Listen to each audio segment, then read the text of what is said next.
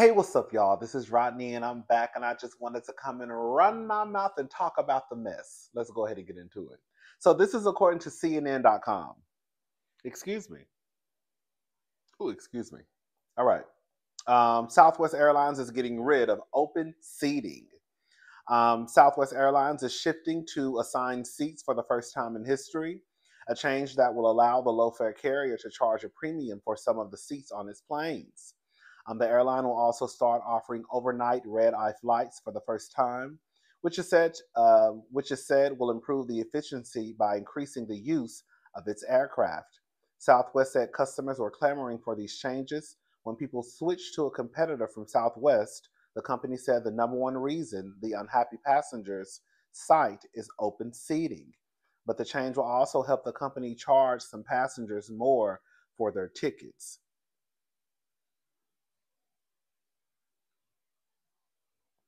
It's always something, okay? The research is clear and indicates that 80% of Southwest customers and 86% of potential customers prefer an assigned seat, said the airline in a statement. By moving to an assigned seating model, Southwest expects to broaden its appeal and attract more flying from its current and future customers. Southwest did not give details about when the changes will go into effect, but it said it will be discussed further in September.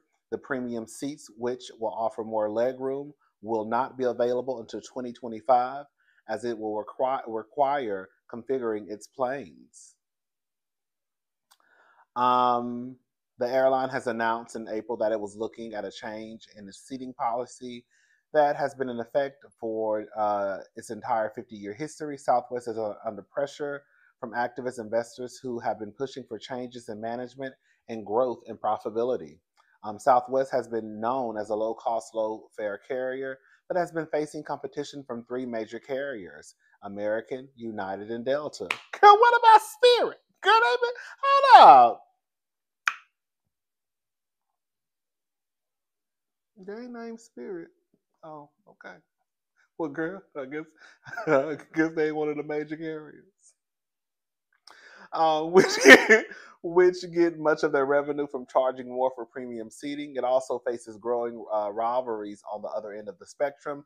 Ultra low cost carriers such as Spirit and Frontier, which offer bargain price seats for which customers have to pay extra for just about anything, including carry on bags. Southwest doesn't charge for carry on bags and has long allowed passengers to check two bags for free.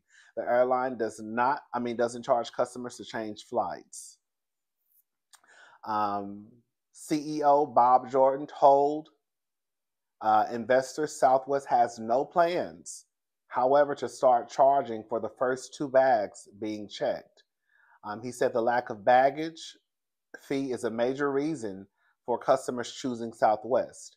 And he said there are costs and not just revenue that come from charging for bags.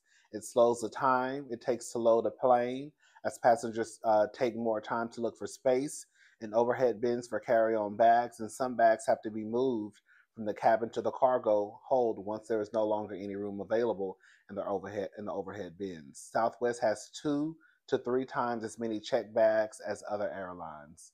This is a long article. I'm not reading all of that. I'll put the link to the article in the description box. Let me say something. I don't really fly Southwest. I can probably count on one hand how many times I've flown Southwest. The times that I have, it's usually because wherever I'm going, in comparison to the other airlines, it's just a whole lot cheaper when I factor in my bags. Um, because like if I'm going to DC or New York, y'all know I like to do a whole bunch of carrying on. And if it's the winter time, I'm trying to bring as many coats and jackets as I can. And so sometimes it's cheaper for me just to fly Southwest, where I can get my check baggage, do my carry on, and girl, I ain't got to pay for the bags, right? But as long as they don't change, I'm sure that a lot of people. Oh, and for the seating too, I can see the seating. The only time I can see the seating being an issue is when there is a couple, a family, and you haven't purchased, you didn't pay the extra fee in order for you to board the plane together. And even sometimes then, especially if you're not at the beginning of boarding, girl, you can still not be with, your loved ones when you get on the plane. But I mean, girl, for the girls who fly Southwest, are y'all upset that they will be charging for seats or for some seats? Maybe it may work out. I mean, they said they did. They did the research, so girl, I wasn't there. So shout out to Southwest. All right, y'all. Let's move on. Ooh, let's talk about Oprah and Gayle, baby. What about your lesbian relationship, bitch? What about it? I'm still looking for it. I just had it saved. Here we are.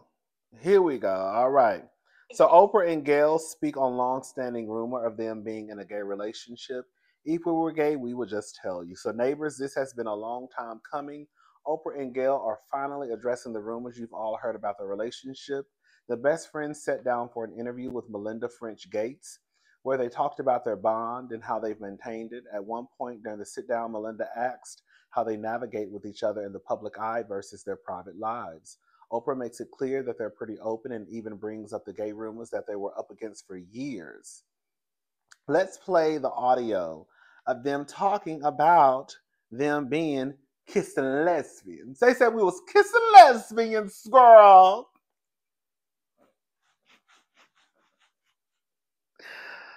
Oh! The girl said that we was gay, girl. We was kissing lesbians, girl. All right. You feel comfortable just sharing everything? Pretty much everything, and I would have to say it wasn't even a matter of navigation. Yes. For years, people used to say we were gay or that we were, and listen, we were up against that for forever. No, and people still say that. And I used to say to Oprah, you got to do a show on this because it's hard enough for me to get a date on Saturday night with people thinking we're gay. Yeah. Because if we were gay, we would tell you. Again, it's interesting to me being a decade younger. I know when that was said about you. I remember that rough time frame. But what I think you've taught society, yes, there's still some fringe people who maybe say that, but what you've taught society is that women can have deep, true friendships. Well, I think you're right, Melinda, because one of the things I started to think was maybe people aren't accustomed to seeing women with this kind of truth bond, meaning the reason. Let me stop right there. I remember when I used to hear people say that Oprah and Gayle were lesbians, I was so confused because I didn't know where, why, what happened for people to say that. And then I even came to the conclusion that it was probably because they are really, really close. And Oprah has even shed tears over Gayle and their friendship. But I still never, it just never really made sense to me. Even when I would try to think about what happened, maybe it was because she cried over Gayle. But it was still weird because I don't remember Gayle and Oprah doing anything that would even somebody crying over you does not equate to them being gay. So it's like I just never really understood or could grasp what has happened between Gayle and Oprah, or what people have seen for people just to automatically say or title them as lesbians. And I was just like, okay, it has to be that people are just uncomfortable with their friendship, and I guess they may not have friendships as close as Oprah and Gayle's. It's still strange to me that even in 2024 that people still make jokes about them being lesbians. Because as someone who used to be a Oprah stan, it never once crossed my mind that her and Gayle were lesbians. I always looked at them as friends, like always. Anyways, let's continue. Why I think our friendship has worked is because Gayle is happier, not happy, but happier for me, for any kind of success or victory or challenge I get through, than I am for myself. And I feel as happy as she does. I can't be happier than she cannot, Can't surpass Gayle. cannot surpass You can't Gayle. out-happy me, You cannot out-happy her. So Okay, good. I am equally as happy for her. I mean, and what I see in a lot of friends, I remember once having a friend, we were out shopping and she said, "Oh, you're getting another black dress?" Yes. And I thought, well, yeah, I am getting another black dress.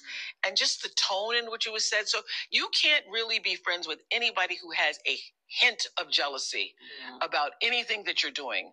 Certainly about your success or your, being celebrated, or you cannot. Or anything that you have. Or anything that you have. You cannot be friends. If you see that in somebody, I say those little whispers where somebody is like, well, okay. Well, look at you. You cannot. You cannot. I'm with Oprah. I understand exactly what Oprah is saying. Not to say that I'm in Oprah's position, but what I'm saying is I can understand with Oprah being Oprah, how it could be very difficult to maintain friendships. Because the truth of the matter is there are not a lot of Oprahs in the world. There are not a lot of black billionaire women in the world. So a lot of these people who you are friends with, financially, right, they may not be on the same level as you. The access that you possess, they won't be on the same level as you, right? The power that you hold, they more than likely won't hold. So I think that's probably one of the things that also helps Oprah's and Gayle's relationship is that Gayle is not jealous of Oprah. Gayle is always happy for Oprah. And if we go out and I happen to want to buy another black dress, girl, she ain't saying, "Girl, you want to buy another black dress?" You know what I'm saying? Because it's like, like, it ain't like she can't afford it. And I could see if you had a friend who had been fussing and cussing about their financial situation, right? And begging for money and borrowing Peter to pay Paul, and then all of a sudden she's going out shopping, and you like, "Sister, you just said that you was broke and you were selling fish plates and coochie, but girl, you still shopping?" That's one thing, right? It's another thing to just be out shopping with your friend, with your good sister Oprah, and you making little snide remarks like you buying another black dress. I can get what Oprah is saying. I can. I think you have to be, when you have friends, and remember, I used to make jokes all the time. When I used to review Insecure, and I used to always be like, "My friend is Molly, and and I'm Issa." I used to make jokes and be like, "My friend is Oprah, and I'm Gayle," right? You can't be jealous of your friends who are more successful than you. You just can't. It's not going to work out. When my best friend bought his house, girl, and I went to his house, girl, he will tell you, I was on his rooftop crying. Girl, I was happy for my sister. Girl, that's my best friend. Girl, you just bought a whole house. Girl, just out the blue. Now, he had told me he was about to buy the house, but I didn't know he was about to buy the house that quickly. Like, he literally texted me one day and was like, "Sister, I think I'm about to buy a house." I was like, "Oh, okay, cute." Then, like 30 days later, he was like, "Sister, I need you to do something. Can you do something for me?" I was like, "Okay, girl." I'm moving myself into my house. Girl, hold up. Whoa. Then I go over thinking this about to be what girl, no shade. It's a cute 1-2. It's a cute little 1-2, a townhouse. I'm thinking, girl, it's about to be something like Robin Dixon start a home. I said, "Well, shit, girl." I had to ask because I asked a friend. He'll tell you. I said, "Bitch, you over here selling pussy?" Girl, you selling pussy, girl? This is cute. Girl, this is real cute. Okay. I know that's right. And girl, we was walking around, girl. As soon as we made it to that rooftop, girl, I just burst out crying. Girl, I was so happy for my sister. Anyways, you just cannot be jealous of your friends. You can't. Girl, jealousy and friendships don't work out.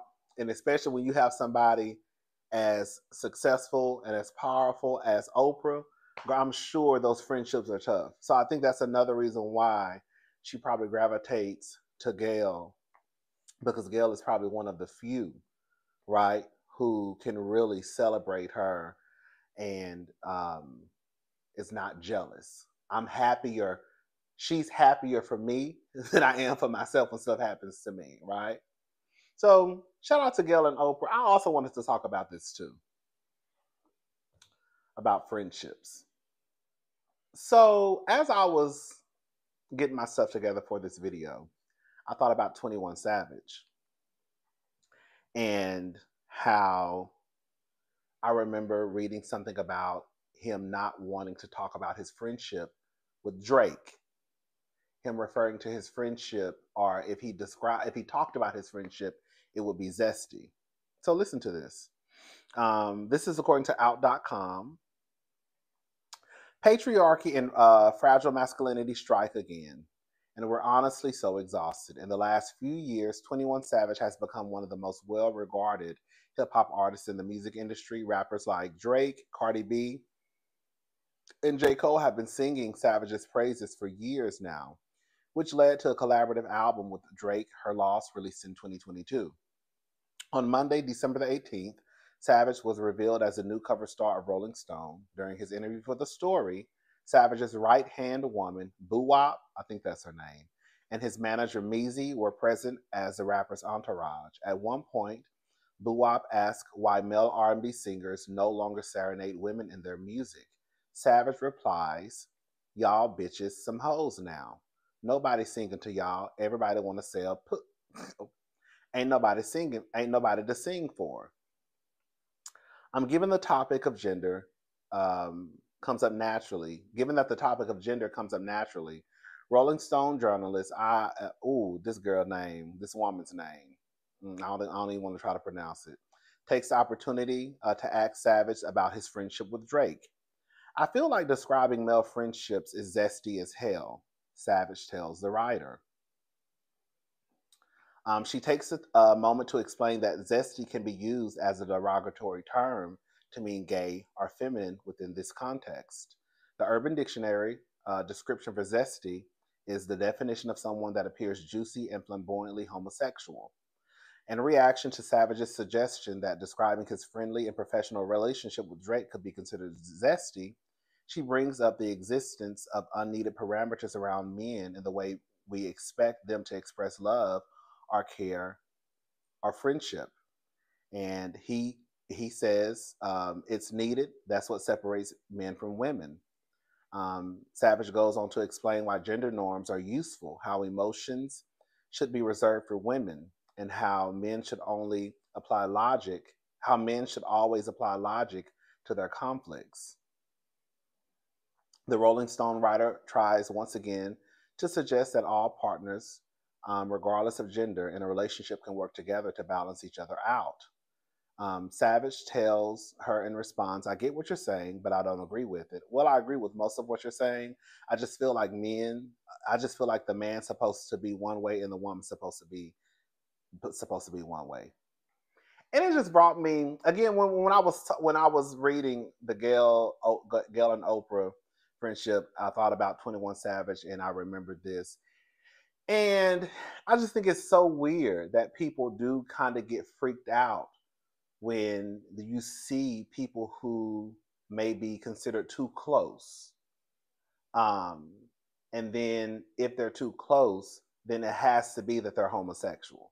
Like, why are Gayle and Oprah so close? They have to be gay. Like, they just have to be. Because, like, women are not close like that. Girl, no shade. Girl, I see women in the club bumping cats, dancing on each other, grinding on each other, and then, girl, they don't have a hint of gay in them. Girl. But they just at the club dancing on each other. Girl ain't never ate no puss a day in their life. So if you can dance on a woman and grind on a woman and girl swap coochie juice between your dresses, girl, because our dresses be this thick at the club, girl, what's wrong with a friendship that might be as close as Oprah and Gayle? It's weird because you hear men will go crazy over a star football player. They will go crazy over LeBron James, right? They will go crazy over Michael Jordan. They will like turn into groupies when they are discussing things that revolve around sports, when they're having conversations that revolve around their favorite rapper, right? But as soon as you ask them to talk about or express their feelings like they just did about LeBron James, about their friend, all of a sudden it becomes zesty. And that's gay and no homo. Girl, y'all be so caught up into being gay that you can't even sit here and really describe your friendship with someone who clearly you're close enough with to create an entire album. Even though Drake is walking around here with girl barrettes in his hair, pigtails, duck lips. Every time we look up, girl, Drake is doing some type of picture with... Girl, you can't get no more zestier than that. But you describing your friendship with Drake makes it zesty. Also, another thing I want to tap on is even with 21 Savage talking about, let me go back.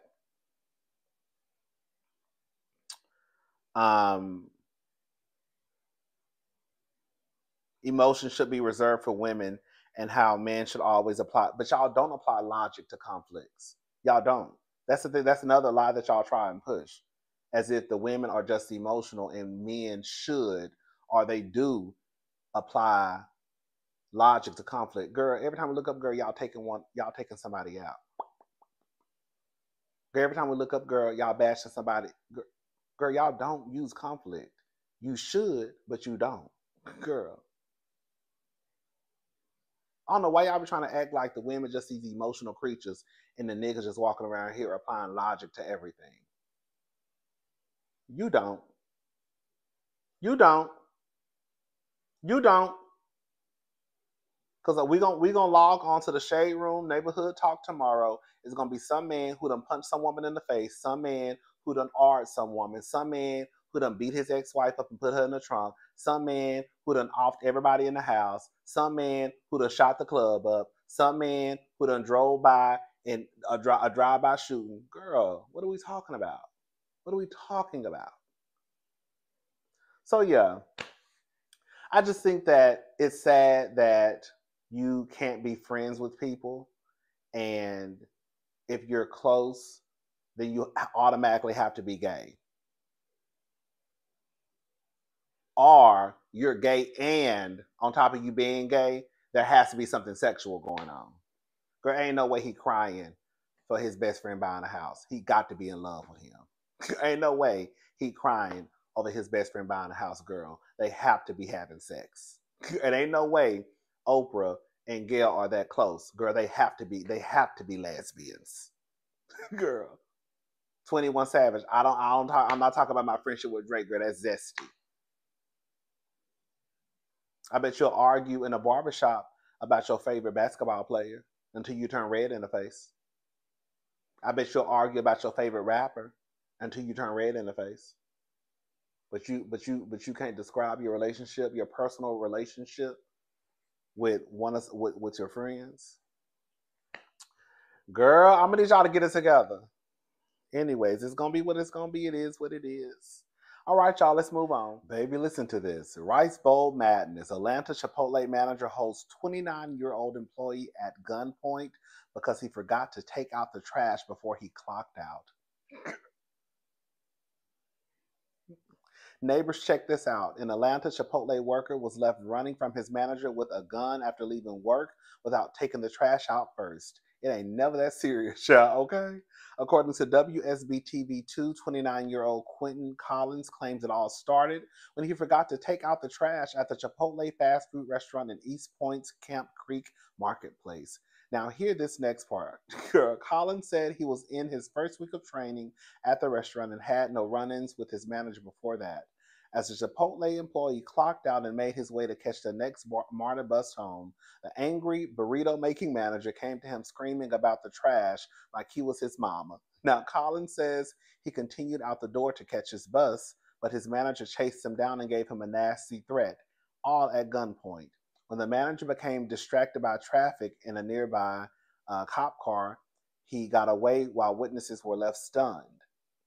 I think it was wrong It was wrong, a woman said outside the restaurant. To make things worse, the rice bowl gunman hasn't been back to work since that night, child. Authorities say surveillance video at the restaurant shows the manager leaving right after Collins left, returning 15 minutes later.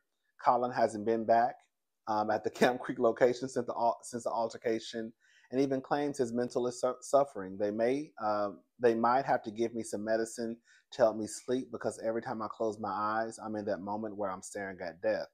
Girl, that is traumatizing, girl. Y'all know I had a gun pointed at me before. Girl, that is the worst thing in the world. Police say they will put out an arrest warrant or identify the manager if he doesn't come and speak with them by Friday. Neighbors, what do you think about this? Girl, it's not, girl, would you stress out? Girl, somebody must have cussed somebody about some chicken earlier, girl. And girl, first of all, girl, what's going on in your life where you have to have a gun at Chipotle? That's what I'm saying. Didn't we just talk about this? Girl. Did we just talk about this? Girl, y'all swerving down. Y'all know how to handle. Girl, you know what? This is a good story. Y'all swerving down. Y'all know how to handle conflict. Y'all are less emotional than women. Girl, but all of a sudden, girl, you got some man pulling a gun out on somebody over a trash bag not being taken out. Where is the logic in that? Where is the, men should use logic, men do use logic, men are less emotional than women? Girl, somebody pulled a gun out over a trash bag. Girl!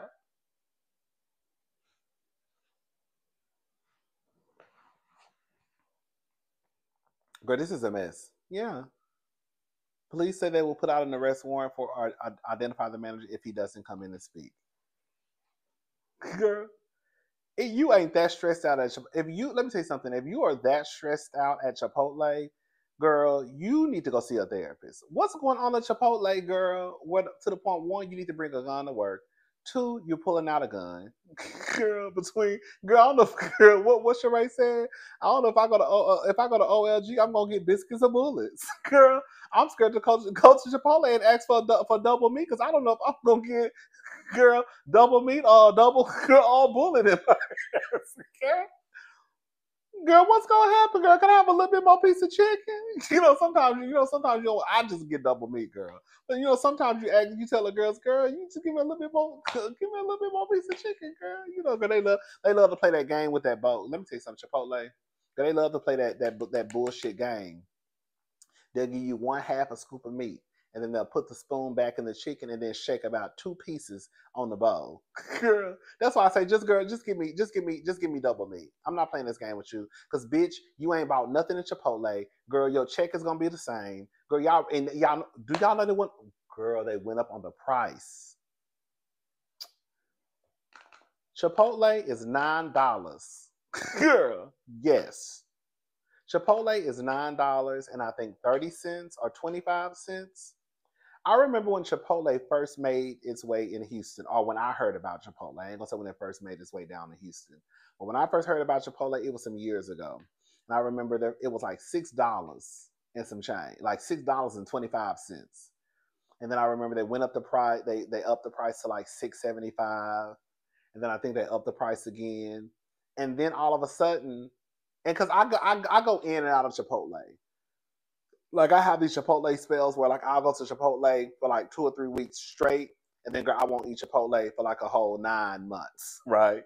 So somewhere between the last time I went, and I think it was $7 and some change. And then when I went back, it had jumped up to like $9 and something. And I remember when I was at the cash register, I had got double meat. Did I get guac? I don't think I got guac. Anyways, I remember getting double meat because they went up on the price of the double meat. And I remember the girl saying $13 and some change. I was like, girl, $13, that's some change. I was like, okay, girl. I didn't say nothing. I just said, okay, girl. I'm just going to look at my receipt. The line was long as hell. It was during lunchtime, too. I didn't want to hold it. I don't want to do all that cutting up and acting the fool. I try to think about y'all, believe it or not, even though y'all wouldn't think about me. Hello? So I get in the car, and I'm like, girl, let me look at this receipt. Would you like a receipt, girl? Yes. Girl, get my receipt. Girl, so I get in the car, I'm looking at the receipt. I'm like, girl, why is this? No, that's a lie. Girl, when I'm walking out the door, something told me to look at the menu, and I turned around, and looked at the menu, and I saw $9 and some change for a chicken bowl. And girl, I almost didn't make it out the door because I almost passed out. Girl. And then when I got to the car, that's when I looked at my receipt, and I was like, girl, it's really $9 and some change. And they really charged like $3 or like almost $3 for extra chicken. And with the tax, I think it was almost $14. And I was just like, girl, this is crazy. This is absolutely insane. Girl, y'all really charging the girls almost $15. You see how I went from 13, 14, 15? Girl, y'all almost charging the girls almost $15 for fast food. And girl, y'all stingy as hell on top of that.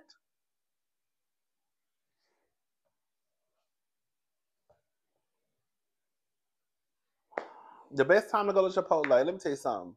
Shout out to the Hispanic girls. They'll do you right sometimes. Girl, I ain't gonna tell you the location. You know, some of the Chipotles now close at 11 o'clock. Girl, if you go to Chipotle before they close, especially if they just put out some new meat, girl, the Hispanic girls, they'll do you right. shout out to Mommy. Shout out to the Rosa and Guadalupe. Girl.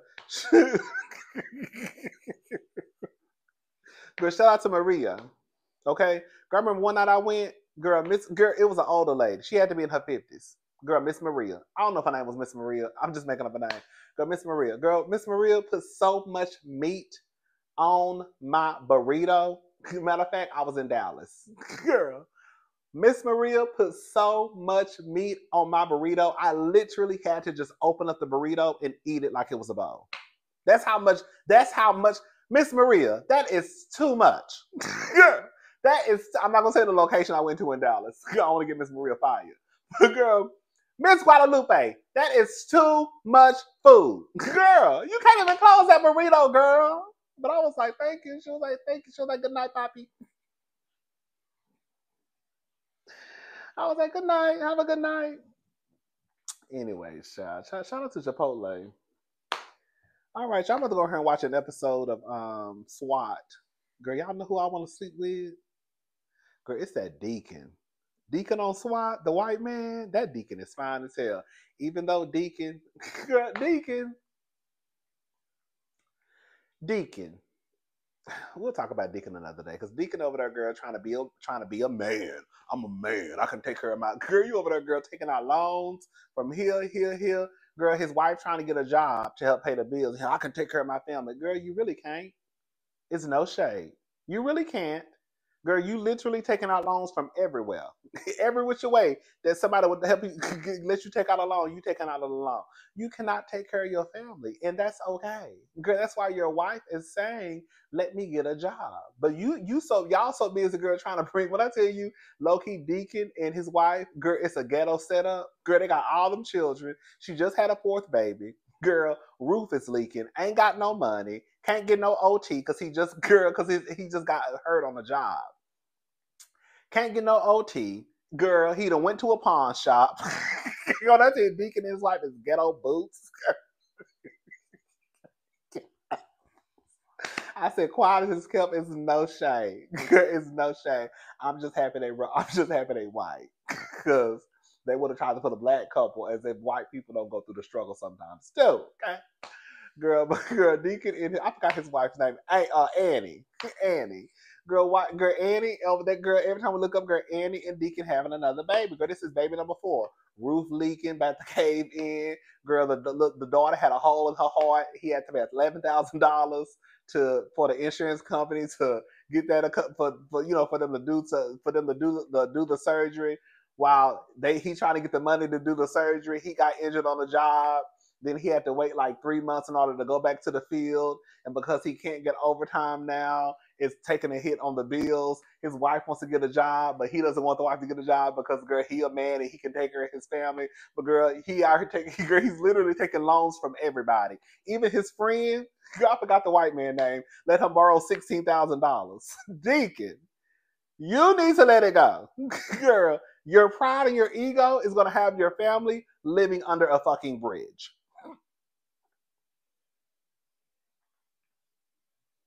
Period. Annie need to go get her ass a job, okay?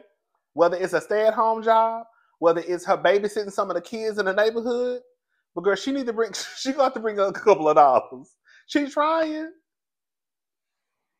He won't let. I ain't gonna say won't let her, because she gonna have to do something. Cause y'all ain't making it. Girl, y'all barely making it. And now he can't pay back the $11,000 he went to the pawn shop to get. So now the man is pissed because he really didn't want to let Deacon borrow the money. And because Deacon can't get overtime at his job, that was his whole thing. Once I start to get overtime, I can pay everybody back. I'll be fine. But since he got hurt, he can't get the overtime, which means he's not paying the people back. Girl. So there's a whole mess. So now the man at the pawn shop has him doing favors for him, like running plates, having people go knock on. His mother lives in a neighborhood, and the people beside them, I think, sell dope. And like the mama is scared to go outside. So he has Deacon doing favors for him that Deacon really not supposed to be doing. But he said that if he didn't do it, he was going to go to Deacon's job and tell them that he basically forced him to give him the money. Because in his head, and it made sense. In his head, he was thinking, if I don't give him the money, he's a cop. He can make my life a living hell. Y'all know how cops do. We're not even going to play this game. SWAT, whatever. Girl, if I don't give him this money, he can make my life a living hell, right? So he felt like he had to loan him the $11,000. Anyways, girl, I'm about to go here and watch another episode. I'll talk to y'all later. Y'all have a good night. Bye, y'all. Deacon fine. Girl, when Deacon went, girl, let me tell you something. I'm telling you, this is where my mind went to. When he went into the shop and he lifted up his shirt, I said, God damn, Deacon is fine as hell. Deacon got a nice body. Deacon got cakes, girl. That face is handsome. That beard, girl.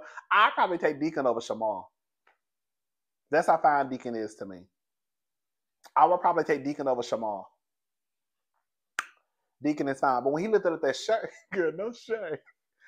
I thought the man who ran the little pawn shop thingamajiggy was gay. So I thought Deacon, girl, when Deacon lifted up his shirt, I thought Deacon was about to do some strange things for a little piece of change. I said, Deacon, I know you ain't about to suck this man's dick. But he was showing he ain't have no wire. Girl, but he just lifted his shirt up out the blue, like he lifted it up, and I was like, girl, I know you ain't about to sleep with this man. Girl, Deacon! Girl, gay for pay. Girl, Deacon said, girl, my daughter got a hole in her heart. And girl, I gotta do what I gotta do in order to make sure my daughter comes home. Girl, sucking dick and all. But no, girl, he was just trying to show that he didn't have a wire on. But girl, Deacon is fine though. Girl, yes, God. Mm-hmm.